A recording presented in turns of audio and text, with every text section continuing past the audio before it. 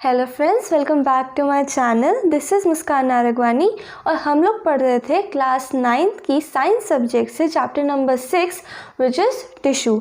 इससे पहले हम लोगों ने cell the fundamental unit of life cover किया। अब हम सेकेंड चैप्टर पे आए हैं which is tissue. Last lecture में हम लोगों ने बहुत ही ब्रीफ इंट्रोडक्शन जाना, इंट्रोडक्टरी बात ही की। आज हम लोग प्लांट टिश्यू में जो जितने भी टिश्यू के टाइप्स होते हैं उनके बारे में बात करेंगे। तो प्लांट टिश्यू में बेसिकली दो तरह के टिश्यूज़ होते हैं, परमानेंट टिश्यूज़ और मेरिस्टेमेटिक टिश्यूज़। तो सबसे पहले बात करते हैं मेरिस्टेमेटिक टिश्यू की। मेरिस्टेमेटिक टिश्यूज़ क्या होते हैं? Meristematic tissues are those tissues जिनके जो सेल्स होते हैं वो डिवाइडिंग स्टेज में होते हैं, यानी कि इनका बस एक ही काम होता है और वो है डिवीज़न करना। तो ये ग्रोथ स्टेज में होते हैं और इसी वजह से इनका जो न्यूक्लियस होता है वो काफ़ी प्रोमिनेंट होता है। और जहाँ पर डिवीज़न की बात होती है वहाँ पे न्यूक्लियस का जो सेल है उसका जो साइटोप्लाज्म है वो भी काफ़ी डेंस होता है। ओके, डेंस साइटोप्लाज्म होता है इसका। तो इसके स्ट्रक्चर में हम लोगों ने ये बात की कि जो सेल्स होते हैं उनका जो न्यूक्लियस है वो काफ़ी प्रोमिनेंट होता है और जो साइटोप्लाज्म है वो काफ़ी डेंस होता है। प्लस एक बहुत इम्पॉर्टेंट बात कि इनके वैक्यूल्स नहीं होते हैं। अब ये वैक्यूल्स क्यों नहीं होते हैं? अब आपको याद करना होगा लास्ट जो हम लोगों ने चैप्टर पढ़ा कि वैक्यूल्स का फंक्शन क्या होता है। वैक्यूल्स का फंक्शन होता है स्टोरेज का। कोई भी फूड है या जितनी भी मटेरियल होते हैं वो स्टोर करके रखते हैं। लेकिन क्योंकि मेरिस्टेमेटिक टिश्यूज़ जो है वो डिवाइडिंग स्टेज में होते हैं तो इनको स्टोर्ड फूड की कभी ज़रूरत ही नहीं पड़ती, वो कंटिन्यूसली डिवाइड करते जाते हैं। तो इसलिए वैक्यूल्स वहाँ पे प्रेजेंट नहीं होते हैं। प्लस इसका एक और बहुत बड़ा रीज़न ये है कि जब हम लोगों ने स्ट्रक्चर की बात की थी प्लांट सेल के, तो हमने ये देखा था कि अगर ये एक प्लांट का सेल है तो प्लांट के सेल में जो वैक्यूल होता है एक बहुत ही बड़ा सेंट्रल वैक्यूल होता है जो काफ़ी बड़ा होता है साइज़ में।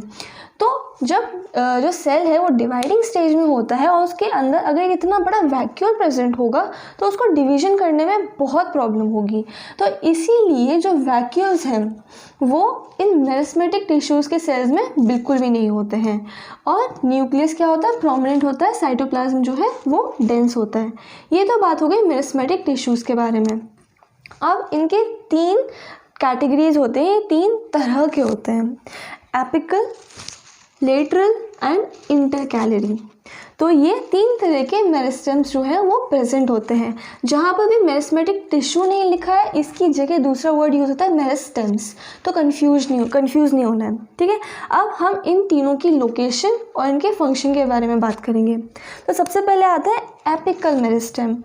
एपिकल मेरिस्टेम्स जैसे एपिक, इससे ये समझ आता है कि एपेक्स पे होते होंगे, यानी कि टिप पे।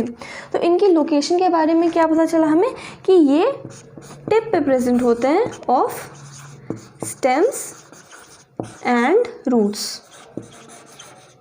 तो ये स्टेम्स और रूट्स की टिप्स पे प्रेजेंट होते हैं और क्योंकि ये टिप्स पे प्रेजेंट होते हैं इनका फंक्शन ऑटोमेटिकली हो जाता है लेंथ बढ़ाने का, ग्रोथ करने का, ठीक है। तो they are responsible for increasing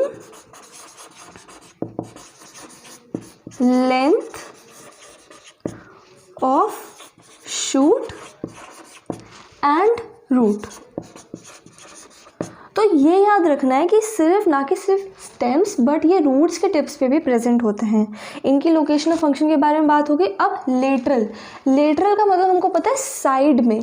for example ये एक स्टेम है, ठीक है, ये स्टेम है तो ये अगर इसकी टिप है तो यहाँ पे एपिकल मेरिस्टेम प्रेजेंट होगा। इसके साइड्स में इस जगह पे लेटरल, इसलिए लेटरल मतलब साइड। तो साइड में इस जगह पे जो टिश्यू प्रेजेंट होगा वो होगा हमारा लेटरल मेरिस्टेम, ठीक है। तो इसकी लोकेशन के बारे में भी हमने बात कर ली। इसका फंक्शन क्या होगा? लेटरल में प्रेजेंट है तो मतलब ये लेटरल विड्थ या गर्थ जिसे हम कहते हैं वो बढ़ाने के लिए रिस्पॉन्सिबल होता है। तो ये क्या करेगा, जो गर्थ होती है, जो डायामीटर होता है, जितने भी स्टेम्स होते हैं, लीव्स होते हैं, उनको इंक्रीज़ करने का काम जो है वो लेटरल मेरिस्टेम्स का होता है। अब करते हैं इंटरकैलरी मेरिस्टेम्स के बारे में। तो जहाँ से कोई भी जो वो होती है, स्टेम होती है, वो निकलती है, उसे हम कहते हैं नोड। तो एक ये नोड हो गया, इसके नीचे कहीं पर एक और नोड होगा, ठीक है। तो जहाँ से भी कोई स्टेम या कोई ब्रांच निकलती है उसे हम कहते हैं नोड। और दो नोड के बीच की जगह को क्या कहते हैं हम, इंटरनोड। तो ये चीज़ जो होगी इंटरनोड।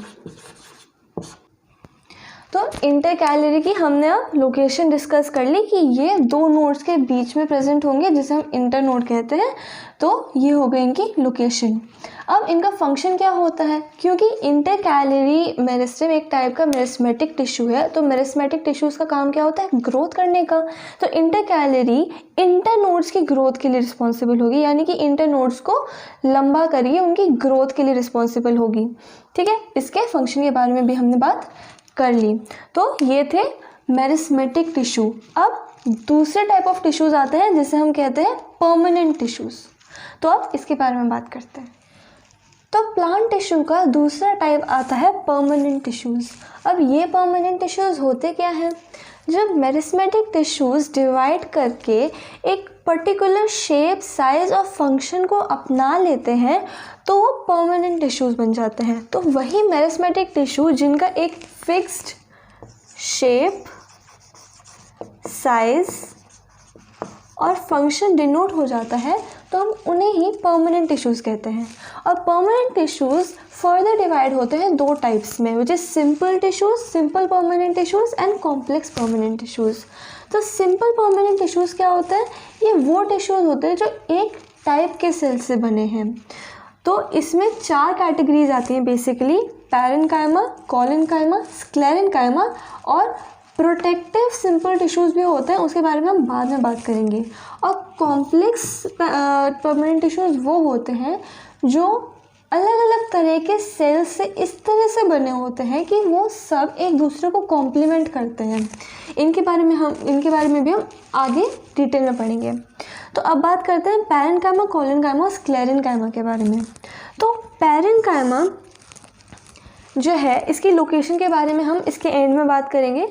कोलेन्काइमा कहाँ प्रेजेंट होता है, स्टॉक्स ऑफ लीव्स में, और sclerenchyma around vascular bundles, veins of leaves, cover of seeds and nuts. तो इनके ना हम पहले स्ट्रक्चर देख लेते हैं, फिर ये सब चीज़ें हमें खुद याद हो जाएंगी। तो स्ट्रक्चर में जो पैरेन्काइमा है ये सबसे लूजली पैक्ड होता है।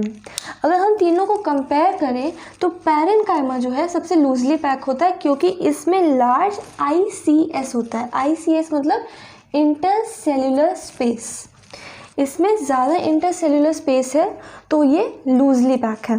फिर जो कोलेन्काइमा है, इनके जो सेल्स होते हैं ये पैरेन्काइमा के अगर हम कंपैरिजन में देखें तो इनमें कम स्पेस होता है। इनका ICS, इसमें ICS यानी कि इंटरसेल्युलर स्पेस कम होता है, तो ये इतनी टाइटली पैक्ड नहीं होते हैं।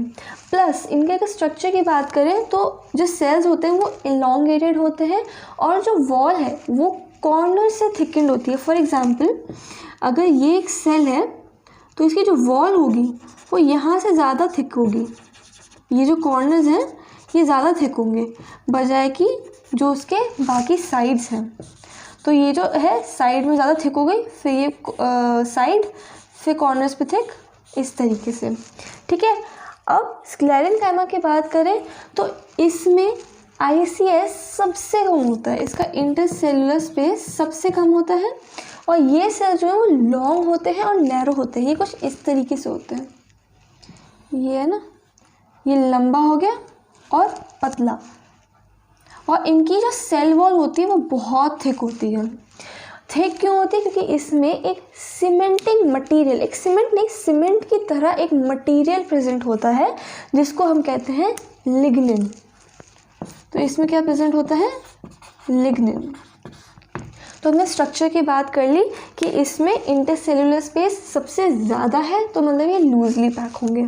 फिर कॉलेनकाइमा में इंटरसेल्युलर स्पेस मीडियम है, यानी कि पैरेन्काइमा से कम स्पेस है और स्क्लेरेन्काइमा से ज़्यादा, तो ये बीच में है, तो बीच में मैंने इसको लिखा है। फिर स्क्लेरेन्काइमा में बहुत ही कम, बिल्कुल नेग्लिजिबल अमाउंट में आईसीएस होते हैं, यानी कि इंटरसेल्युलर स्पेस। और वो क्यों? क्योंकि इसकी जो सेल वॉल है उसमें एक सीमेंट लाइक सब्सटेंस प्रेजेंट होता है जिसे हम कहते हैं लिग्निन। अब सबसे इम्पॉर्टेंट पार्ट पे आते हैं, यानी कि इनका फंक्शन। तो फंक्शन की जब हम बात करते हैं तो पैरेन्काइमा और कॉलेनकाइमा में एक सिमिलर फंक्शन है, वो है मैकेनिकल सपोर्ट। एक्चुअली स्क्लेरेन्काइमा का भी यही फंक्शन होता है कि ये भी मैकेनिकल सपोर्ट ही प्रोवाइड करता है, एक तरीके से ये हार्डनेस प्रोवाइड करता है, इसको हम आगे देखेंगे ज़्यादा अच्छे से। तो पैरेन्काइमा एक मैकेनिकल सपोर्ट हो गया, plus it is food storage device. आगे जब हम कॉम्प्लेक्स टिश्यू में भी पढ़ेंगे उसमें भी पैरेन्काइमा आता है, वो हम आगे देखेंगे अभी। वो भी वहाँ पर भी उसका यही फंक्शन होता है, फूड स्टोरेज। तो जहाँ पर भी पैरेन्काइमा है दिमाग में आना चाहिए, स्ट्राइक करना चाहिए खुद ही कि वो फूड स्टोरेज करता होगा। फिर collenchyma is always responsible for flexibility. अगर आपने देखा होगा, फॉर एग्ज़ाम्पल ये एक लीफ है और ये इसकी ब्रांच है, तो इसका जो स्टॉक है, कई बार कोशिश करना उसको इस स्टॉक से तोड़ने की, वो काफ़ी मुश्किल होता है क्योंकि बहुत फ्लेक्सिबल होती है, बहुत लचीली होती है।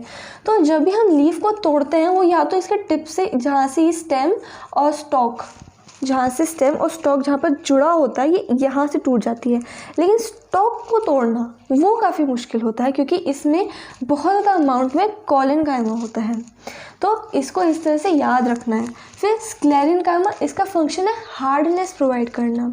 तो ये क्या है, इसके अंदर सीमेंट है, तो सीमेंट यानी कि लिग्नेंट, ठीक है। तो हम लोग देखते हैं, हम लोग अपना घर बनाते हैं तो ब्रिक के बीच में सीमेंट लगाते हैं जिससे हमारा जो घर है वो स्ट्रॉन्ग बने। तो वहीं से इसको याद रखना है कि स्क्लेरेन्काइमा में से एक तरह का सीमेंट होता है जिसे हम कहते हैं लिग्निन। तो इसीलिए इसको हार्डनेस के लिए रिस्पॉन्सिबल कराया गया है, ये this is responsible for hardness, इसको याद रखना। अब बात करते हैं इनकी लोकेशन के बारे में। तो कॉलेनकाइमा को तो मैंने बता दिया कि ये लीव्स की स्टॉक में होता है, इसको याद रखना, कभी खुद तोड़ के देखना पत्ती को तो और अच्छे से याद होगा। फिर स्क्लेरेन्काइमा जो है, जहाँ पर हार्डनेस की ज़रूरत होती है, कहाँ सीड है। अब सीड को अगर कोई इजीली क्रश कर देगा तो फिर जर्मिनेशन रेट उस प्लांट का, उस वैरायटी का कितना कम हो जाएगा। तो उसको हार्डनेस प्रोवाइड करता है स्क्लेरेन्काइमा, जिससे कि अंदर जो है उसका एम्ब्रियो जो है वो सेफ रहे। तो कवर ऑफ सीड में होता है, नट्स में होता है, हमको पता है नट्स कितने ज़्यादा थिक होते हैं। और इसका सबसे अच्छा एग्जाम्पल है जो हस्क होती है ना, जो नारियल होता है उसके चारों तरफ जो हस्क प्रेजेंट होती है ना, वो उसमें स्क्लेरेन्काइमा होता है। और कहाँ मिलता है? अराउंड द वेस्कुलर बंडल हम लोग कॉम्प्लेक्स टिश्यू में बात करेंगे। कॉम्प्लेक्स टिश्यू का जो जाइलम और फ्लोएम है उनको साथ में कहते हैं वेस्कुलर बंडल। और वेन्स ऑफ लीव्स, यानी कि जो लीव्स की वेन्स है ना, अगर पत्ती को छूओगे तो वेन्स अलग से फील होती हैं। क्यों फील होती है? क्योंकि उसमें स्क्लेरेन्काइमा प्रेजेंट होता है। अब पैरेन्काइमा में एक बहुत इम्पॉर्टेंट पॉइंट है कि इसके दो अलग अलग टाइप्स के बारे में बताया गया है, जो है क्लोरेन्काइमा। कंफ्यूज नहीं होता, कॉलेनकाइमा इस क्लोरेन्काइमा, क्लोरोफिल होता है ना, यानी कि पैरेन्काइमा प्लस क्लोरोफिल, तो इट इज़ क्लोरेन्काइमा। तो ये किस टाइप का पैरेन्काइमा होगा? इसमें जो भी सेल्स होंगे वो रिस्पॉन्सिबल होंगे क्लोरोफिल को स्टोर करने के लिए, एंड दैट्स वाई ये क्लोरेन्काइमा है। और इसका एक और टाइप होता है एरेन्काइमा। जैसे जो एक्वेटिक प्लांट्स होते हैं उनको ज़रूरत होती है एक पर्टिकुलर वाटर लेवल पे रहने की, उनको फ्लोट करने की ज़रूरत होती है। जो वाटर का ऊपर का पार्ट होता है ना उसमें फ्लोट करने की ज़रूरत होती है, तो उनको अपनी बॉडी को बहुत हल्का रखने की ज़रूरत होती है। तो एरेनकाइमा जैसे नाम से पता चला एयर, तो इन सेल्स में एयर भरी होती है जिससे कि इनकी बॉडी का वेट जो है वो कम हो जाता है।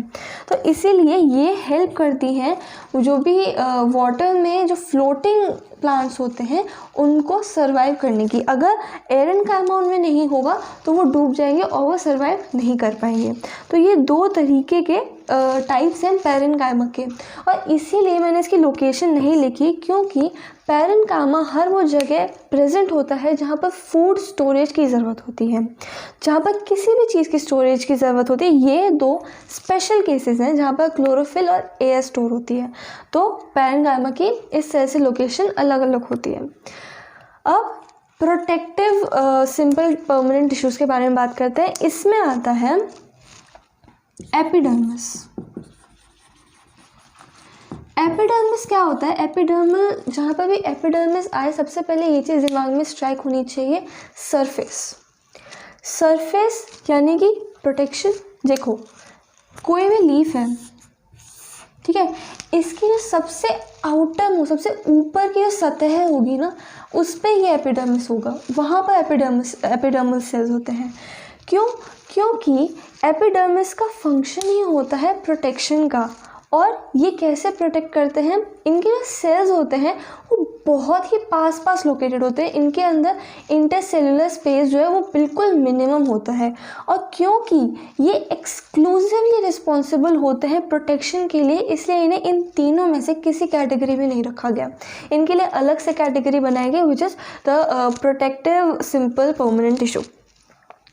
तो ये जो एपिडर्मल सेल्स होते हैं इनका क्या फंक्शन होता है कि ये अलग अलग फंक्शन होता है, वैसे अकॉर्डिंग टू प्लांट ये भी डिफर करता है, बट मेनली फंक्शन होता है प्रोटेक्शन का। तो ये इस पूरे प्लांट में जो ऊपर की सतह होगी ना उसमें बहुत ही पास प्रेजेंट होंगे और इंटरसेलुलर स्पेस बिल्कुल ना के बराबर होगा। इसका पहला फंक्शन जानिए। दूसरा फंक्शन ये होता है कि एपिडर्मल सेल्स जो है वो एक तरह का वैक्सी सब्सटेंस जो है वो सीक्रेट करते हैं। हमें पता है कि जो प्लांट्स बहुत ही ड्रॉट कंडीशंस में या डेजर्ट वाले एरियाज़ में रहते हैं उनको कितना इम्पोर्टेंट होता है कि वो जो है वाटर को सेव करें। एपिडर्मिस जो है सबसे आउटर मोस्ट सरफेस होता है और इसी में गार्ड सेल्स भी प्रेजेंट होते हैं, यानी कि यहीं पे स्टोमेटा भी प्रेजेंट होगा। स्टोमेटा क्या होता है? स्टोमेटा आर सिंपली ओपनिंग्स जहाँ से जो ऑक्सीजन है और कार्बन डाइऑक्साइड यानी गैस का डिफ्यूजन होता है, और यही स्टोमेटा से सबसे ज़्यादा ट्रांसपिरेशन भी होता है। ट्रांसपिरेशन हम सबको पता है, it is a loss of water in the form of water vapour. तो कहीं भी डेजर्ट कंडीशंस है या ड्रॉट कंडीशंस है तो वहाँ पर सेल्स को या प्लांट को वाटर सेव करने की ज़रूरत होती है। वहाँ पे एपिडर्मिस क्या करता है? एक वैक्सी लेयर या फिर वैक्सी सब्सटेंस सीक्रेट करता है, जिसकी वजह से जो पूरा का पूरा लीफ है उसके ऊपर एक कोट हो जाती है, जिससे कि जो स्टोमेटा है उससे जो वाटर लॉस हो रहा है वो बहुत कम हो जाता है। तो इसका एक और फंक्शन ये होता है, और ये इसीलिए प्रोटेक्टिव सिंपल टिश्यू के अंडर आता है। तो एपिडर्मिस के बारे में हम लोगों ने ये समझा कि क्यों इसकी एक अलग से कैटेगरी है और ये इसका स्ट्रक्चर क्या होता है और उसका फंक्शन बेसिकली क्या होता है। अब बात करते हैं कॉम्प्लेक्स टिश्यूज़ के बारे में। तो कॉम्प्लेक्स परमानेंट टिश्यूज़ के बारे में अगर हम बात करें तो इसमें हम लोग बात करते हैं दो चीज़ों के बारे में, which is xylem and phloem. और जाइलम और फ्लोएम को मिला के क्या बनता है? प्लांट का वेस्कुलर बंडल। तो अगर कोई पूछे कि अगर जाइलम और फ्लोएम को साथ में क्या कहते हैं तो हम कहेंगे वेस्कुलर बंडल। ऑलराइट। अब जाइलम के भी 4 पार्ट्स होते हैं, फ्लोएम के भी 4 पार्ट्स होते हैं। जाइलम किन 4 तरह के सेल्स से बनता है? They are tracheids, vessels, xylem parenchyma, xylem fibre. जबकि फ्लोएम किससे बनता है? Companion cells, sieve tubes, phloem parenchyma और फ्लोएम फाइबर। तो अब इनके बारे में डिटेल में जानते हैं। तो जाइलम का फंक्शन क्या होता है? इसका फंक्शन होता है conduction of water plus nutrients. अब ये दोनों हमको मिलते हैं रूट्स से ऊपर जाते हैं प्लांट की तरफ। तो जाइलम का फंक्शन होता है इन वाटर और न्यूट्रिएंट्स को अपवर्ड डायरेक्शन में लेके आना। तो जाइलम का काम हमेशा यूनी डायरेक्शन होता है, सिर्फ एक डायरेक्शन में काम होता है, ठीक है, यूनी डायरेक्शन फ्लो। जबकि फ्लोएम का काम क्या होता है, फूड का। It is responsible for the conduction of food. अब जैसे कि ये जो है जो मेन स्टेम है, ये यहाँ पे लीफ है, तो फूड तो लीफ में ही बनता है, तो यहाँ पर फूड बना। अब इस फूड को प्लांट के अपर पार्ट में भी इसकी ज़रूरत है और लोअर पार्ट में भी इसकी ज़रूरत है। तो फ्लोएम का काम अगर फूड पहुँचाने का है तो वो इन दोनों डायरेक्शंस में फूड पहुँचाएगा, और इसीलिए फ्लोएम का जो काम है वो बाय डायरेक्शनल चलता है।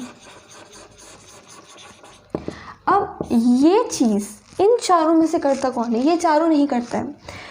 वाटर और न्यूट्रिएंट का जो फ्लो होता है वो बेसिकली काम करते हैं उसके लिए ट्रैकीड्स और वेसल्स।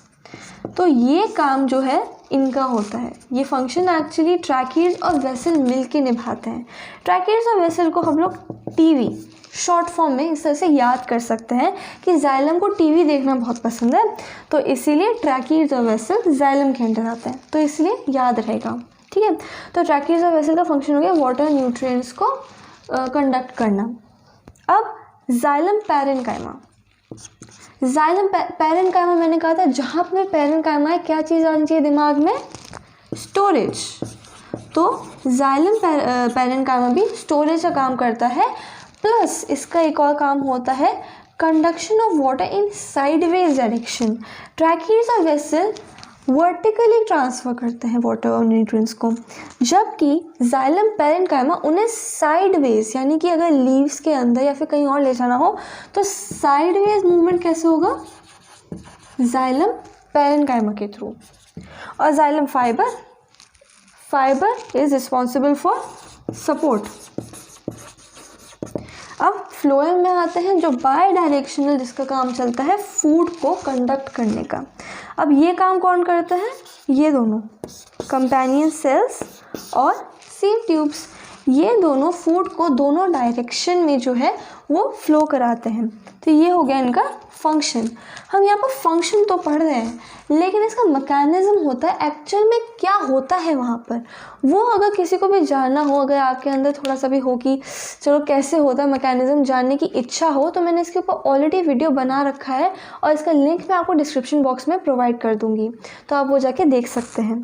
तो कंपेनियन सेल्स और सीव ट्यूब्स का फंक्शन क्या है, to conduct food in both the direction, upward भी और डाउनवर्ड भी। अब आता है फ्लोएम पैरेन्काइमा। पैरेन्काइमा यानी कि स्टोरेज, तो ये भी स्टोरेज ऑफ फूड में हेल्प करता है। देन फ्लोएम फाइबर, इसका भी रिस्पॉन्सिबल है सपोर्ट का, this is also responsible for support, ठीक है। तो ये मैकेनिकल सपोर्ट करता है, यहाँ पर भी फाइबर मैकेनिकल सपोर्ट ही देता है। अब एक बहुत इंटरेस्टिंग बात ये है कि जाइलम में जो 4 तरह के सेल्स होते हैं उसमें सिर्फ और सिर्फ जाइलम पैरेन्काइमा ही एक है।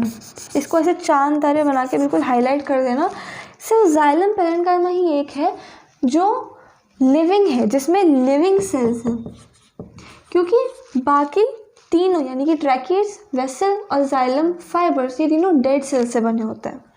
तो ये भी डेड है और ये भी डेड है। जबकि फ्लोएम में उल्टा होता है, फ्लोएम में सिर्फ फ्लोएम फाइबर ही एक ऐसी चीज़ है जो डेड सेल्स से बनी है, मतलब सिर्फ ये डेड है और बाकी ये सब लिविंग सेल से बने हैं। तो ये याद होना चाहिए, पता होना चाहिए कि कौन से डेड सेल से बना है, कौन से लिविंग सेल से बना है। इससे पहले जो हम लोगों ने सिंपल परमानेंट टिश्यूज़ की बात की उसमें सिर्फ स्क्लेरेन्काइमा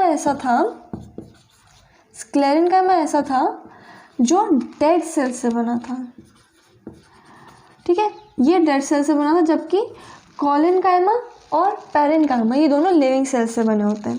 ठीक है। सो ये आई होप आपको पता चल गया होगा और this was about today's video. अगर आपको ये वीडियो अच्छा लगा तो प्लीज़ लाइक करें, मेरे चैनल को सब्सक्राइब करें लेटेस्ट वीडियो की नोटिफिकेशन पाने के लिए। और अगर कोई भी डाउट है, वैसे तो होगा नहीं, अगर कोई भी डाउट फिर भी रह गया है तो कमेंट सेक्शन में लिख के ज़रूर पूछें, मैं ज़रूर आंसर करूँगी। अब हम मिलेंगे नेक्स्ट वीडियो में। So till then stay safe and keep learning.